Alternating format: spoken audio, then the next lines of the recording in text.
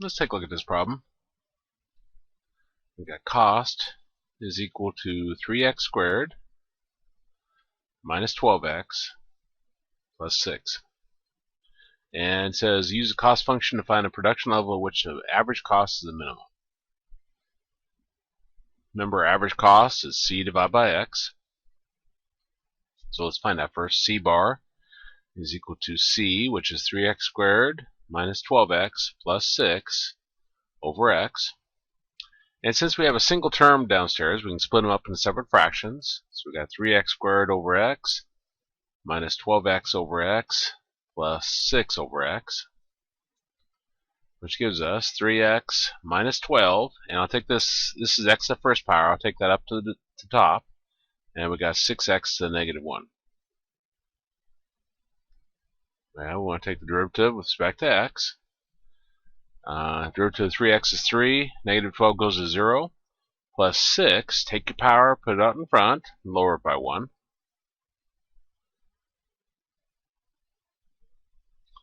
Which gives us 3 minus 6, x to negative 2. Now take the x to negative 2 back down to the denominator.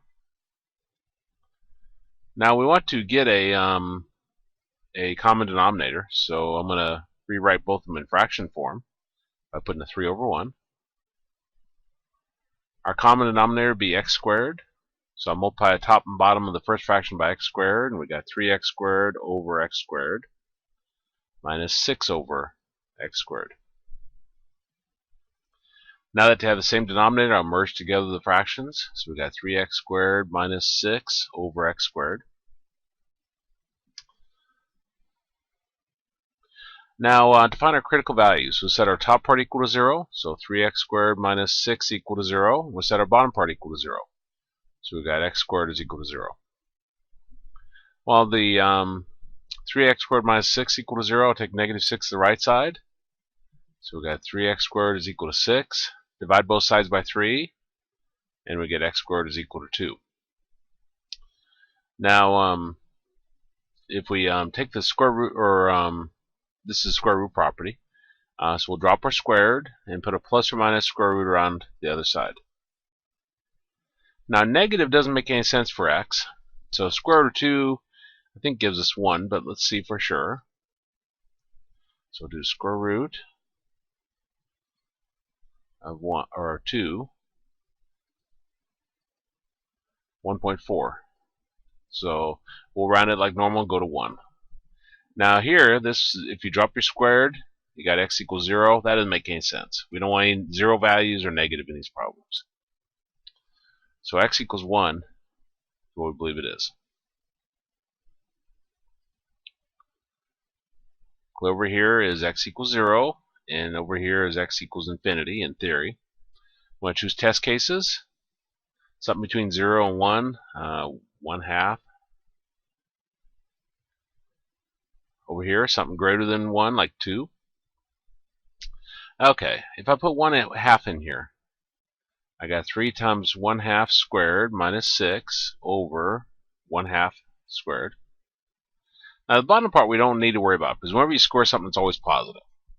Up on top though, 1/2 squared is 1/4. 3 times 1/4 is 3/4 minus 6 is negative.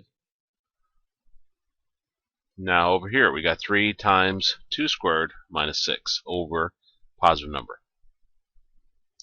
2 squared is 4, times 3 is 12, 12 minus 6 is positive, so this is increasing. So this is indeed a minimum. Now let's go read a little bit closer. We just minimized it.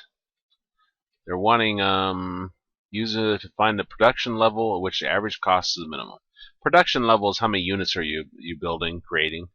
So x equals 1, as bizarre as that sounds, is the minimum. Now I went on the assumption that we're dealing with discrete units. That we're building scissors, for example. Can't have 1.4 scissors, so that's why I went with 1. But if we were dealing with something that could allow decimals, then you'd want to take it out to more decimal places. Maybe gallons, you might want to take 1.4 gallons. So it kind of depends upon your particular application problem, how you handle that.